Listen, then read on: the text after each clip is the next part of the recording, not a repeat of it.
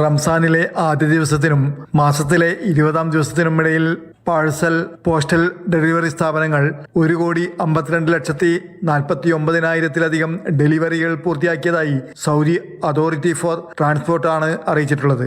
റംസാൻ മാസത്തിൽ സാധനങ്ങൾ പാഴ്സലായി ഡെലിവറി ചെയ്യുന്നതിൽ വൻ വർധനവാണ് റിപ്പോർട്ട് ചെയ്തിട്ടുള്ളത്. ഏറ്റവും ഉയർന്ന പ്രതിദിന ഡെലിവറി അളവ് റംസാൻ 11-ാം ദിവസമാണ് രേഖപ്പെടുത്തിയിട്ടുള്ളത്. അന്ന് രാജ്യത്തുടനീളമുള്ള ഉപഭോക്താക്കൾക്ക് 9,67,000-ത്തിലധികം ഷിപ്മെന്റ് ഡെലിവറി ചെയ്തുവെന്ന് അതോറിറ്റി പറയുന്നു.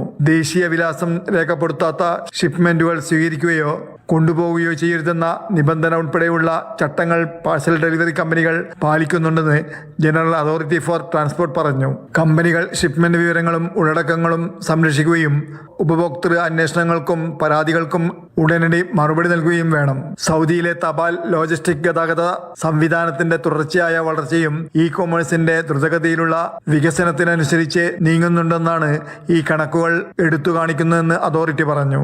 Mathrubhumi news, Jeddah.